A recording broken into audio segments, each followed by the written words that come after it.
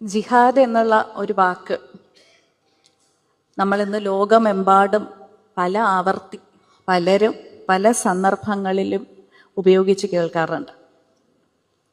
ഈ വാക്കിൻ്റെ യഥാർത്ഥ അർത്ഥം എന്താണ്? അറബിക് ഭാഷയിലെ അർത്ഥം എന്താണ്? ഖുറാനിൽ ജിഹാദ് എന്നുള്ള വാക്ക് എൻ്റെ അറിവ് ശരിയാണെങ്കിൽ 41 ഇടങ്ങളിൽ അത് ഉപയോഗിച്ചിട്ടുണ്ടെന്ന് തോന്നുന്നു. അപ്പോൾ ഖുറാനിൽ ഉപയോഗിച്ചിട്ടുള്ള ജിഹാദ് എന്നുള്ള വാക്കിൻ്റെയും അതിൻ്റെ പല സന്ദർഭങ്ങളും എന്താണ് എന്നൊക്കെയുള്ളത് ഈ ഒരു പുസ്തകം വായിച്ചതിന് ശേഷം അതിലേക്കൊന്ന് കടക്കാനായിട്ടുള്ള ഒരാഗ്രഹം എനിക്കുണ്ടായി. ജിഹാദ് എന്നുള്ള വാക്കിൻ്റെ അർത്ഥം സമരനിരതമായിട്ടുള്ള ഒരു ജീവിതം എന്നുള്ളതാണ്. നിരന്തരമായിട്ടുള്ള പരിശ്രമം എന്നുള്ളതാണ്. ഒരുപക്ഷെ യാതന എന്നുള്ളതാണ്. അന്യനെ നശിപ്പിക്കുക എന്നുള്ളതല്ല ജിഹാദ് എന്ന വാക്കിൻ്റെ അർത്ഥം. തീവ്രപക്ഷത്തേക്ക് ചേരുക, അണിനിരക്കുക എന്നുള്ളതല്ല ജിഹാദ് എന്ന വാക്കിൻ്റെ അർത്ഥം. ഖുറാനിൽ ആ പദം ഉപയോഗിക്കുന്ന സന്ദർഭം എന്നുള്ളത് ബദർ യുദ്ധം കഴിഞ്ഞ് തിരിച്ചു വരുമ്പോൾ പ്രവാചകൻ തൻ്റെ അനുയായികളോട് പറയുകയാണ്, നാം ഇനി ഇതിലും വലിയൊരു സമരത്തിനാണ് പോകുന്നത് എന്ന്.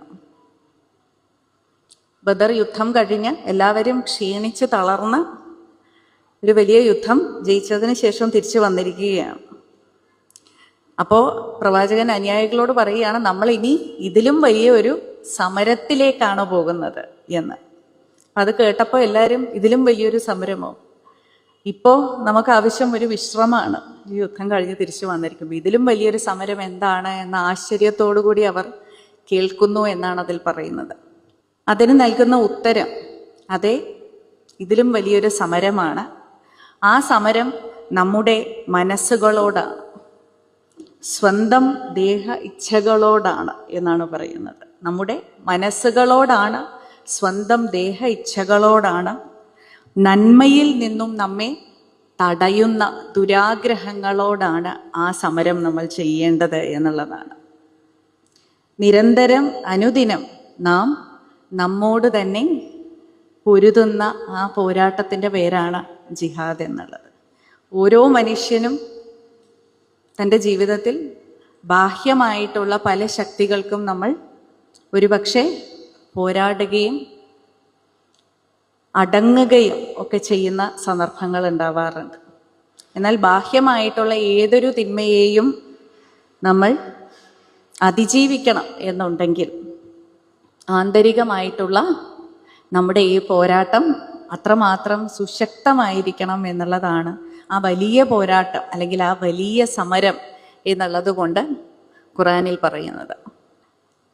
അൽ ജിഹാദ് അൽ അഷ്ഗർ, അൽ ജിഹാദ് അൽ അക്ബർ എന്നുള്ളത്. അൽ അക്ബർ എന്നുള്ളത് ദി ഗ്രേറ്റർ ജിഹാദ് എന്നുള്ള അർത്ഥത്തിലാണ് അതിൽ സൂചിപ്പിക്കുന്നത്. ആ ഒരു ദി ഗ്രേറ്റർ ജിഹാദ് എന്നുള്ളത് നാം നമ്മുടെ തന്നെ ആന്തരികമായിട്ടുള്ള പിശാചുക്കളെ എങ്ങനെയാണ് അതിജീവിക്കുന്നത് എന്നുള്ളതിനായി വഴിതെളിക്കുകയാണ് യഥാർത്ഥത്തിൽ ഓരോ മതവും ചെയ്യുന്നത്. എല്ലാ മതങ്ങളും നമ്മൾ അടിസ്ഥാനപരമായി നോക്കിയാൽ എല്ലാ മതങ്ങളും നമുക്ക് പറഞ്ഞു തരുന്നത് 2 കാര്യങ്ങളാണ്. എങ്ങനെയാണ് മനുഷ്യൻ തിന്മയെ അതിജീവിക്കേണ്ടത് എന്നുള്ളത്. മഹാഭാരതം എടുത്താലും രാമായണം എടുത്താലും ബുദ്ധമതം എടുത്താലും ജൈനമതം എടുത്താലും ക്രിസ്ത്യാനം എടുത്താലും ഇസ്ലാം മതം എടുത്താലും എല്ലാം ഒന്ന് തിന്മയെ എങ്ങനെയാണ് അതിജീവിക്കേണ്ടത് എന്നുള്ളത്. 2 യാതനകളെ എങ്ങനെയാണ് നേരിടേണ്ടത് എന്നുള്ളത്. എല്ലാ മതങ്ങളും പല ഭാഷയിലും പല വേഷങ്ങളിലും പല കഥകളിലും പല നിയമങ്ങളിലും പല ഗാനങ്ങളിലുമൊക്കെ നമുക്ക് പകർന്നു നൽകുന്നത് ഈ 2 കൃത്യങ്ങൾക്കുള്ള പരിജ്ഞാനമാണ്.